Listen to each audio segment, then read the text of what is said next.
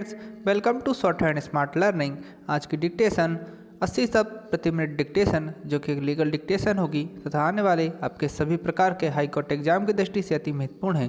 तो डिक्टेशन को बिना स्किप करें अंत तक लिखिए, साथ ही डिक्टेशन का ट्रांसक्रिप्शन भी जरूर कीजिए। डिक्टेशन शुरू होगी 5 सेकेंड बाद। स्टार्ट। इस धारा की कोई बात किसी ऐसे विवाह को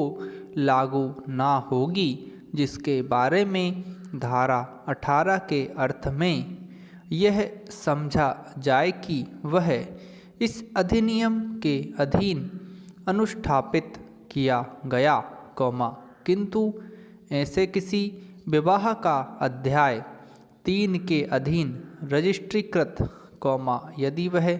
धारा 15 के खंड का से खंड इंगा तक में विनिर्दिष्ट शर्तों में से किसी के उल्लंघन में किया गया हो तो, प्रभावहीन घोषित किया जा सकेगा, परंतु ऐसी घोषणा उस दशा में नहीं की जाएगी जब धारा 17 के अधीन अपील की गई हो और जिला न्यायालय का विनिश्चय अंतिम हो।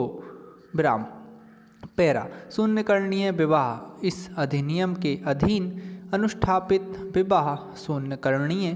होगा और अकृतता की डिक्री द्वारा बातिल किया जा सकेगा यदि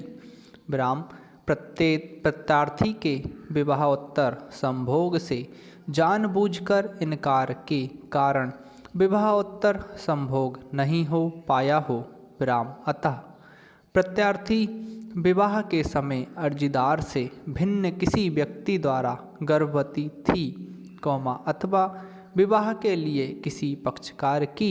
सम्मति भारतीय संविदा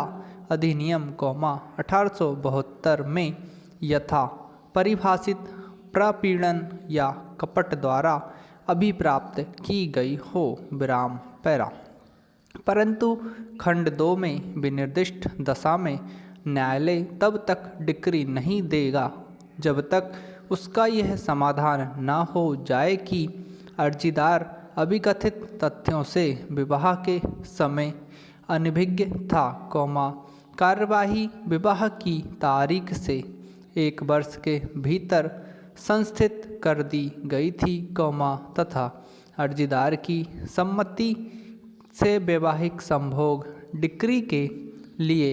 आधारों के अस्तित्व का पता अर्जीदार को चल पाने के समय से नहीं हुआ है,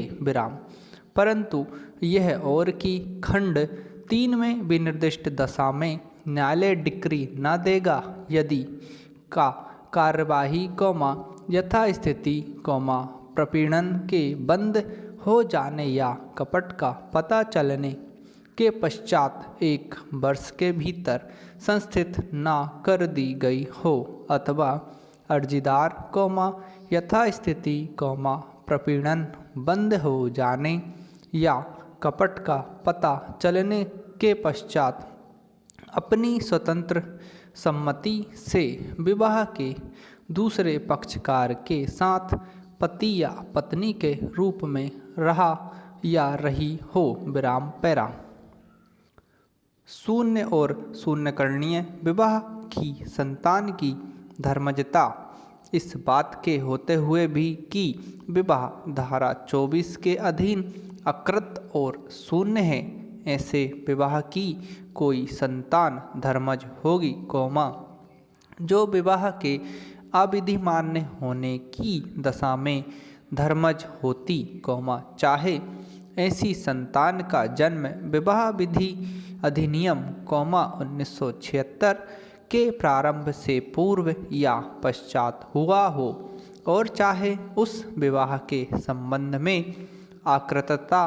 की डिक्री इस अधिनियम के अधीन मंजूर की गई हो या नहीं और चाहे वह विवाह इस अधिनियम के अधीन अर्जी से भिन्न आधार पर शून्य अभिनिर्धारित किया गया हो या नहीं, पैरा। जहाँ धारा 25 के अधीन शून्यकरणीय विवाह के संबंध में आकृतता की डिक्री मंजूर की जाती है, वहाँ डिक्री की जाने के पूर्व जनित या गर्भाहित हो ऐसी कोई संतान जो यदि विवाह डिक्री की तारीख को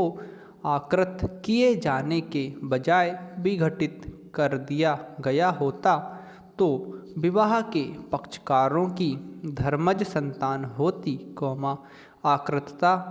की डिक्री होते हुए भी उनकी धर्मज संतान समझी जाएगी। विराम समाप्त। दोस्तों, डिक्टेशन को ज़्यादा से ज़्यादा शेयर करें और हमारे चैनल को जरूर सब्सक्राइब कर लें ताकि आपको इसी तरह की डिक्टेशन प्राप्त होती रहे।